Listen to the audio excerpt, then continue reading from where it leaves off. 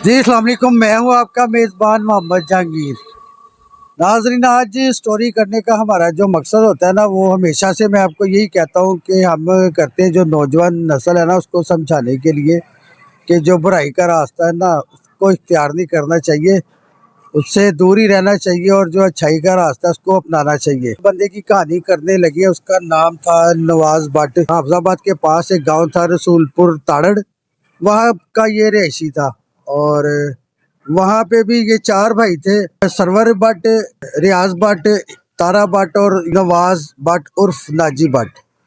ये चार भाई थे और वालिद का नाम मोहम्मद बशीर था और ये दो इनकी बहनें थी। अब नाजी भट्ट की ना इसके मामू के घर मामू की बेटी से इसकी शादी हुई होती है और इसके ना दो बेटे और दो बेटियां वो शराफत की जिंदगी गुजार रहे हैं। और ये एक जरीना नाम की औरत से भी शादी करता है, बीवी को कत्ल कर देता है। और गांव में रहते हुए ना जो मामलात ज़िंदगी होती है ना, वो इतने आराम से जो है ना वो वहाँ पे नहीं कटते, क्योंकि बरादरी सिस्टम होता है। सारे ही रिश्तेदार वहीं पे पास पास ही रह रहे होते हैं और जो छोटी छोटी बातें होती हैं ना, उसको बड़ा बड़ा चढ़ा के ना बताया जाता है। और वहाँ में तारड़ गांव में रहते हुए भी इनके साथ यही सूरत हाल थी इनकी। और वहाँ पे वो खेती बाड़ी का काम करते थे। हर शख्स जो है ना दुनिया में आया हुआ है, उसकी कोशिश होती है कि आगे बढ़ने की और अपने घर वालों को आसाइशें वगैरह दे, अपना घर दे अच्छा खूबसूरत और गाड़ी वगैरह, ये सबका दिल करता है कि इस तरह होना चाहिए। तो साथ में जो छोटे मोटे लड़ाई झगड़े होते हैं ना, वो हर इंसान के ना जिंदगी में चल रहे होते हैं। और जब इस तरह के मामला चल रहे होते हैं ना, साथ लड़ाई झगड़े वगैरह, ये चीज़ें आम है। आप कहीं भी किसी भी मोहल्ले में चले जाओ, किसी भी शख्स से पूछ लेना, तो उसका लाजमी दुनिया में ना किसी से झगड़ा लाजमी हुआ था। तो इनके भी वहाँ पे झगड़े वगैरह होते हैं। चार ये भाइयों ऊपर से जवान होती है, तो गांव में भी ये इनकी लड़ाई झगड़े वगैरह होते हैं और कारोबार भी इतना खास नहीं होता। और वहां से ये हटके ना छोड़ के आ जाते हैं कि जी चले हम कुछ आगे बढ़ने की कोशिश करते हैं। और ये अपना घर बार वगैरह खत्म करके ना तो उधर से तारड़ गांव से ये यहाँ पे आ जाते हैं शादबाग के इलाके में। यहाँ पे आके एक किराए का मकान लेके वहाँ पे ये रिहाइश पजीर हो जाते हैं। और वहाँ पे जब ये यहाँ पे रिहाइश पजीर हो जाती है ना, तो फिर इनको अपने कारोबार के लिए जरिया माश को ही ढूंढना पड़ता है कि गुजारा कैसे करना है। सरवर बट था, वो काम करता था, उसका ग्रिल वगैरह जो बनाते हैं ना, ये उसका काम करता था। रियाज भट्ट है, वो मिठाई की दुकान पे शिफ्ट हो जाता है और भाइयों को भी कहता है कि आप लोग भी मिठाइयों का जो कारोबार है ना, वो करना शुरू कर दो। मिठाई की जो शॉप है ना, वहाँ पे जो लोग है ना, वो कोई समोसे बना रहा होता है, कोई चमचम बना रहा होता है, तो ये भी ये काम सीखना शुरू कर देते हैं। और ये वहाँ पे बर्ड स्वीट थी पुरानी शादबाग के इलाके में, वहाँ पे ये काम करते हैं। तो अब इनका जो बैठना उठना और चीजें हैं, पीछे गांव में भी इन्होंने लड़ाई झगड़े चीजें वो सब हर इंसान की होती है। लड़ाई झगड़े जो होते हैं, जो जिसकी लड़ाई नहीं होती वो आपको पता होता है कि वो मुनाफिक बंदा, अगर उसका झगड़ा किसी से नहीं हुआ। तो इनका बैठना उठना दोस्ती वगैरह फिर उस सबसे आती है हर शॉप में। आपको पता है कि शाम को जब अक्सर बारिश हो जाती है ना, उसके बाद मिठाइयों में ना ये समोसे वगैरह के लिए रश पड़ जाता है। लोग वहाँ पे लड़के ना समोसे खाने के लिए पहुंच जाती हैं। तो इनकी भी हेलो हाय इस तरह दोस्ती बढ़ती जाती है सना गुज्जर से। और सना गुज्जर के बारे में मैं आपको बताता हूँ। वो भी चार भाई थे वो। और इनका वालिद जो है वो दूध का कारोबार करता था। तो ये अमीन पार्क का रहायशी था। तो ये भी इसने कॉलेज में एडमिशन लिया होता है, मेयो कॉलेज में, या वहाँ का स्टूडेंट ही होता है। टाइम ही स्टूडेंट्स का होता है, तो वो हर लड़ाई झगड़े में ना बड़ा सारी बढ़ चढ़ के हिस्सा लेते हैं। खालिद चिट्टे के साथ भी दोस्ती होती है और नाजी बड़ की भी ना दोस्ती होती है उसके साथ। तो इनका ना लड़ाई झगड़ा वहाँ पे ना, वो जो जिस शॉप पे काम कर रहे होते हैं ना, उस शॉप को लेके ना वहाँ पे कोई लड़ाई झगड़ा होता है। सलीम चिट्टा और आशिक पठान से इनकी तूर तकरार होती है और लड़ाई झगड़ा वो हाथों से जैसे होता है तो चल रहा होता है। तो इसी दौरान ना उसकी ना शलवार का नाला जो है ना नाजी बड़ का वो टूट जाता। तो ये लड़ाई झगड़े जब ऐसे चल रहे होते हैं ना तो ये आम इतनी कोई खास बात नहीं होती, लेकिन उस वक्त ये अपने दिल पे ले लेते हैं इसकी बात को, क्योंकि ना हर तरफ ये बातें हो रही होती हैं कि इन्हों की उत्थे लड़ाई हुई है सलीम चिट्टे होनों के साथ और पठान के साथ। तो उन्होंने ऐसे लड़ाई में ना उसका जो है ना वो नाला तोड़ दिया। तो नाले को ये बड़ा रंज होता है। रशीद भट्ट वगैरह फैमिली वो भी वहाँ पे फेमस लोग थे, वो भी वहाँ पे पास ही होती है। इनकी मैं आपको एक ये है कि सरवर जो इनका भाई होता है ना ताहिर, जो सब इंस्पेक्टर था ना रशीद भट्ट का बेटा, उसकी एक खाला के साथ ना उसकी खाला की बेटी के साथ इसकी शादी हुई होती है सरवर की। और सरवर आपको वेल्डिंग का काम कर रहा होता है, तो उसकी उसके साथ शादी हुई थी। तो इनके साथ भी इनकी दूर की रिश्तेदारी होती है। तो वो भी बातें इनको सुनाते हैं रिश्तेदारी में, आपको पता ही ये मामला चलते हैं कि वो फिर बातें आ रही होती हैं। तो फिर ये अपने दोस्तों को बताता है यार मेरा इस तरह ना लड़ाई झगड़ा हुआ है। तो वहां पे वो आते हैं सना गुज्जर और काले चिट्टा वगैरह, ये आके फायरिंग करते हैं उसी चौक में आके। वो पठान और सलीम चिट्टा इनको कत्ल कर देते हैं। अब वो ये वहां पे उसकी मौजूदगी तो नहीं होती, अलबत्ता जब वो एफआईआर दर्ज होती है ना तो इसको भी एफआईआर में ना नामजद कर दिया जाता है। तो ट्रायल चलता है, फिर ये भी जेल में चला जाता है। और ये जेल जब काट रहा होता है ना तो काली चिट्टे का तीफी बट ना किसी तरीके से इनकी सुलह करवा देता और नाजी बट जेल से बाहर आ जाता। और जब वो जेल से बाहर आ जाता है ना तो अब ये जो फैमिली थी ना इसको नहीं पता था कि ये बहुत आगे निकल चुके हैं। जेल एक शख्स जो बंदा काट आता है ना एक बार जेल में चला जाता है तो या तो वो बहुत ही शरीफ बन जाता है या तो फिर वो सारी जो कानून है ना उसको समझ जाता है कि ये काम कैसे हमने मर्डर करना है या डकैतियां करनी है, कुछ भी करना है तो इसमें आसानी से जो निकलने का तरीका है ना वो क्या है। तो वो उसको समझ आ जाती है, तो वो उनके लिए ये बड़ा आसान काम हो जाता है। और फिर वो जुर्म की दुनिया में अपना कदम रख देता और उसी का होके रह जाता।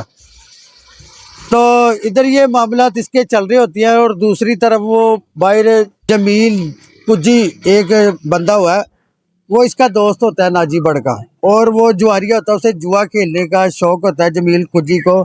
और ये जो रशीद भट्ट था ना शीदा भट्ट, ये उस वक्त जुआ वगैरह करवा रहे होते हैं। तो वो उनके पास जुआ खेलने जाता है और तो वो उसको ना वहां से भगा देता है कि ये तूने ना 2 नंबरी के साथ ना पैसे है ना वो जीते हैं, तो लिहाजा तुझे मैंने पैसे नहीं दे रहे, तू इधर से भाग जा।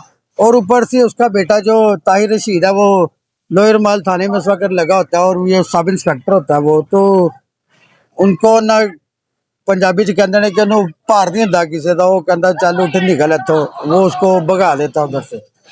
तो ये जाके ना नाजी भट्ट को कहता है कि बट ਉਹਨੇ ਇਸ ਤਰ੍ਹਾਂ ਕਰਕੇ ਮੇਰੇ ਕੋਲੋਂ खेले हैगा वा ते ਉਹਨੇ मेरे ना पैसे नहीं दिते मैनू उथों नसा दिता है। तो बट उसको कहता कोई बात नहीं कर लेते हैं जाके। कहता बट को वो कह नाजी बट को वो कहता है जमील कुजी के अगर जो 2 नंबरी होंगी ना दाने इस तरह अगर जड़े कम सही दे दाने ने ਉਹ ਜਿਹੜਾ ਜੋ ਡੇਰੇਦਾਰ ਕਰਾ ਰਿਹਾ ਹੁੰਦਾ ਨਾ ਜਿਹੜਾ ਜੁਆ ਕਰਾ ਰਿਹਾ ਹੁੰਦਾ ਉਹਦੀ ਮਰਜ਼ੀ ਤੋਂ ਇਲਾਵਾ ਇਸ ਤਰ੍ਹਾਂ 2 ਨੰਬਰੀ ਵਾਲਾ ਕੰਮ ਕੋਈ ਨਹੀਂ ਹੁੰਦਾ। ਉਹ ਇਲਜ਼ਾਮ ਲਾਉਂਦਾ ਪਿਆ ਮੇਰੇ ਤੇ ਇਹਦੇ ਚ ਨਾ 2 नंबरी वाला काम कोई नहीं। तो वो जमील कुजी के कहने पे ना रशीद बड़ के पास चला जाता है, जाके उसको कहता है कि बड़ साहब अरे ना पैसे दे दो।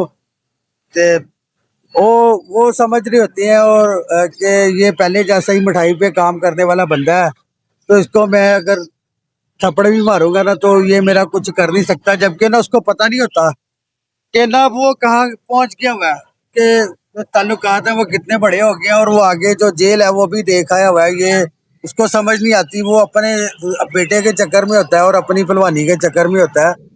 तो वो उसको वहां से ना भगा देता है कि ना चाहता हूँ कोई पैसे पूसे नहीं है।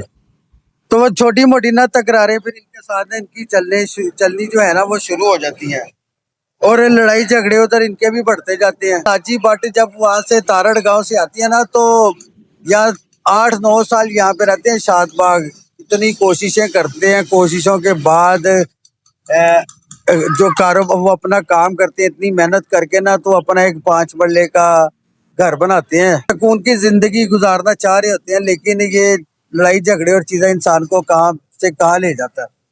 तो वो फिर ना ये अपने भी असरो सुख में पड़ जाते हैं और ये बातें ऐसी बढ़ती जाती हैं, इसको पता लगता है जी ताहिर सलीम को कि ये उसके पास आया है, तो वो भी उसको गाली गलौज करता है उसके साथ नाजी भट्ट को, और वो भी अपनी वो रिश्तेदारी में देख रहा है, वो भी चुप कर जाता है, चलो कोई बात नहीं।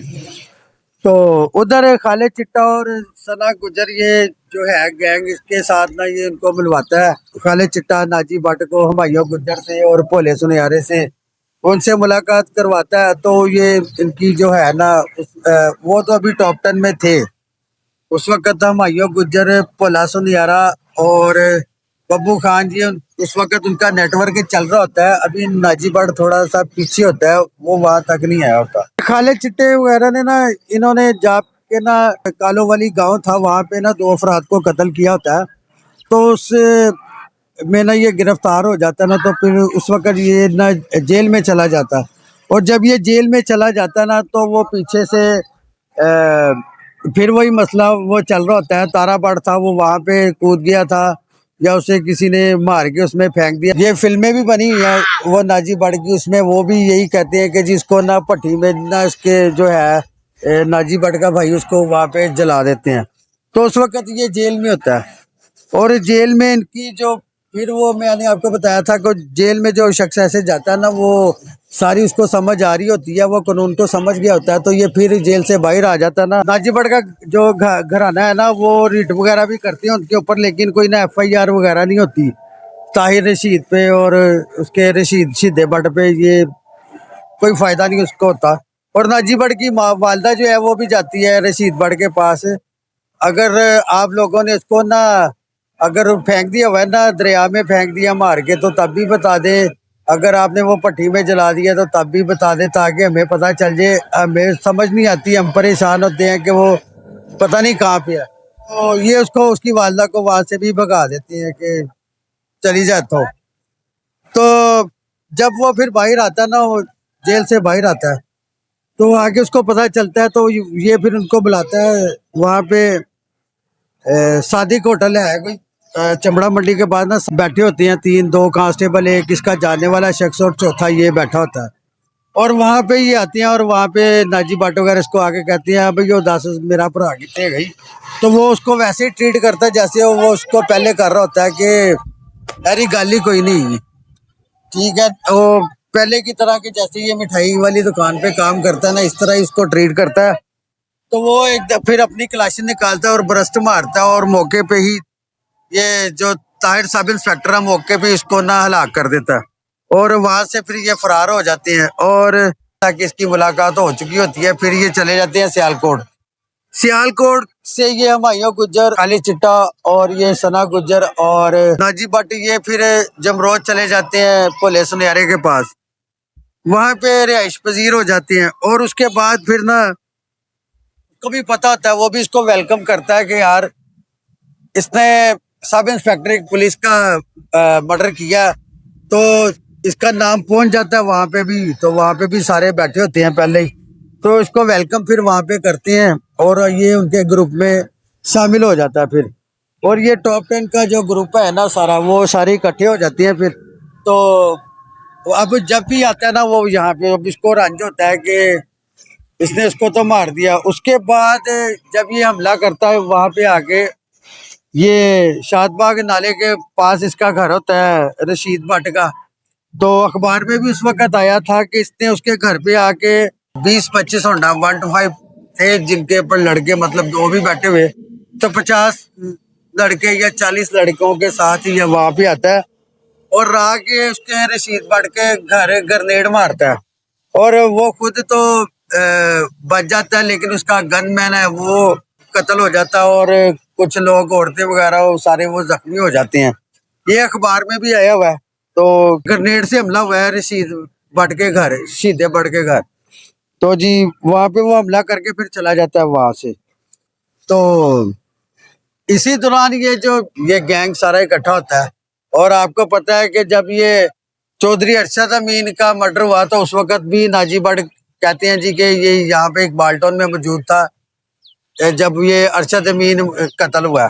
और कहते हैं जी जब ताहिर प्रिंस पे फायरिंग हुई है मलक पार्क, तो वहाँ पे 12 रबीउल अव्वल की रात को, तो वहाँ पे भी ये खालिद चिट्टा तो कंफर्म था, तो इसका भी नाम लिया जाता है कि जी नाजी भट्ट भी वहां पे था।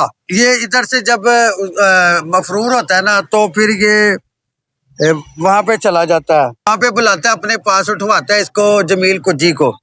और जमील कुज्जी को कहता है कि याद है तू उन्होंने मार, तेरी वजह तो इन्नी लड़ाई हुई है साड़ी, तो याद है तू उन्होंने मार, नहीं तो असी तेन नहीं छड़ना है। तो वो फिर उसको बुरका पहनाता है और कलाशन भी देता है और ब्रस्टेड पिस्टल है वो भी देता है।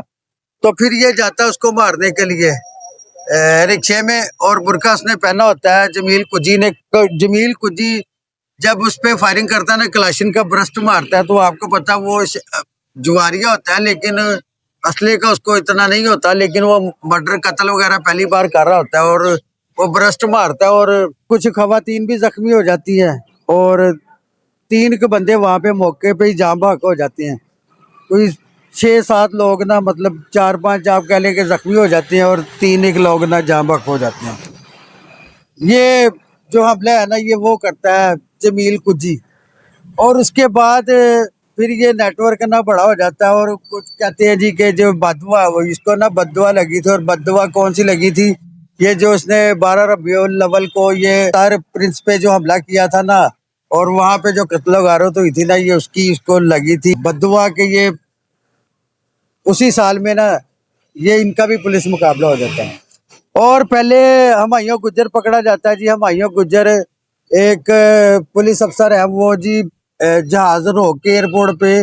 तो उनको ना जब गिरफ्तार हुमायूं गुज्जर को करती है ना, तो उसके पास उसकी कोई तस्वीर वगैरह नहीं होती। अब शनाख्त के लिए निशानियां बताई जाती हैं कि उसने गले में मोटी सोने की चेनें पहनी हुई हैं और हाथों में अंगूठियां पहनी हुई हैं ये उसकी, और ब्रेसलेट पहनी, ये उसकी बड़ी निशानी है। अब वो दो इस नाम के ना, ये इसका नाम उसने अपना सईद रखा है, और सईद नाम के 2 लोग ना उस वक्त जो प्लेन में है ना वो सवार होते हैं, और जब उतारते हैं ना उसको पता नहीं चलता। तो निशानी उसी से वो पकड़ा जाता है कि जी उसने चेनें पहनी होती हैं। तो उसी निशानी से बाद में वो कंफर्म भी हो जाता है। एक कांस्टेबल आता है, वो पहचान लेता है कि यही हुमायूं गुज्जर है। तो वो उसको गिरफ्तार करके ले जाते हैं, उसको गुजरांवाला जेल में बंद कर देते हैं। इसी दौरान मामल खानी गुजरांवाला के इलाके से, तो वो उसको इसकी मुखबरी करती है और ये भी गिरफ्तार हो जाता है। तो इसको ना गुजरांवाले जेल बंद कर देते हैं। अब जब इसको इन दोनों को बंद कर देते हैं ना, इससे पहले गुजरांवाले जेल में तो ये जाते हैं, तो जेल का सुपरिटेंडेंट होता है ना, तो जब उसको हुमायूं गुज्जर को पता लगता है कि जी नाजी भट्ट भी आ गया हुआ है, तो वो कहता है जी नाजी भट्ट की गिनती ना मेरी बैरक में डलवाओ। तो वो जब नहीं डलवाता ना, तो उसको कहता है कि फिर मैंने बंद नहीं होना। ऊपर से नाजी भट्ट को भी पता चल जाता है कि नाजी भट्ट को पता चल जाता है कि उसने ऐसे कहा है कि मेरी गिनती जो है ना वो अपनी बैरक में डलवाना चाहता है, तो सुपरिटेंडेंट नहीं मानता। तो फिर वो भी अल्टीमेटम करो उसको देता है कि अगर तू नहीं करेगा तो फिर तेनू साडा पता है। फिर वो मजबूरन उन दोनों को एक ही चक्की में बंद कर देते हैं। तो वहां से जब इनको निकलवा के लेके जाते हैं, तो उसके बाद इनका पुलिस से मुकाबला होता है। नवीद सईद और करामत भट्टी का नाम लिया जाता है कि जी उन्होंने इनका पुलिस में मुकाबला किया है। उसको पुलिस मुकाबले करने के बाद ना, ये इसको चूंग सेंटर है ना, पुलिस का चूंग ट्रेनिंग सेंटर, उसके बाहर ना कोई 2-3 घंटे तक ना वहाँ पे उनकी लाशें पड़ी होती हैं, और लोगों को मैसेज जा रहा होता है कि ये जो बदमाश होते हैं ना टॉप 10, उनका यही हाल पुलिस करती है। ये जो अब देख लें कि उनको 2-3 घंटों से वो सेंटर के बाहर उनकी लाशें पड़ी हैं। तो उनसे पहले ही जो खासादार होती है ना, वो पुलिस के साथ मिलके या पुलिस के बगैर ही, वो जमरोद में ही उसका भी इनसे 3 महीने पहले भोले सुनियारे का भी उसको भी मार चुकी होती है। तो इनके मरने से 3 महीने पहले भोला सुनियारा है ना, जो वो मर्डर हो चुका होता है। तो अब आ जाती है उस पे सारा ये जो काम है ना, ये रियाज पहलवान पे। रियाज पहलवान ये उसका भाई था बड़ा, नाजी भट्ट का। और रियाज पहलवान फिर उसको भी कत्ल कर देता है जिसने मुखबरी की होती है, शमा मलकानी, उसको वो कत्ल कर देता है। और एक इसका झगड़ा सियालकोट में कोई समड़ियाल नाम का बंदा था, उसके साथ चल रहा होता है, तो उसको भी रियाज जो है इसका बड़ा भाई, वो उसको भी कत्ल कर देता है। और 2005 में जो है रियाज भट्ट वो अपनी कोई उसको ना मर्ज लाक हो जाता है, जिसकी वजह से वो ना उसकी डेथ हो जाती है। ये 2005 में इसकी होती है और 97 में इसकी हो जाती है। इसका पुलिस मुकाबला होता है हुमायूं गुज्जर का और नाजी भट्ट का, वो उस इनकाउंटर में मारे जाते हैं। तो अब बात कहाँ से चली, ये रसूलपुर ताड़ड़ गांव से आए, आके यहाँ पे रहे, मेहनत मशक्कत करते रहे और दोस्तियाँ भी हो गई। तो फिर एंड पे क्या हुआ, तो इसीलिए मैं कहता हूँ ये कहानी करता हूँ। इसका मकसद यही होता है कि जो हमारी नौजवान नस्ल है ना, उनको ये कल्चर से ना दूर रहना चाहिए। तो अच्छी बात है, कोई शराफत वाला काम करें, कोई मज़ेदार सी अपनी ज़िंदगी गुजारे। हमारा मकसद स्टोरी करने का ये भी होता है कि हम एंड भी बताते हैं और शुरू भी बताते हैं कि ये आप देख लें वो कैसे आया और कैसे गया। और हद अब इनका जो अरसा है, इनका 5 साल का अरसा है सारा। नाजी भट्ट 5 साल अपनी दहशत खौफ की अलामत बना होता है, उसके बाद अंजाम वही होता है। तो कोशिश करना चाहिए कि इन चीज़ों से दूर रहें। अब अगली स्टोरी तक के लिए मुझे इजाज़त दीजिए। अल्लाह हाफ़िज़।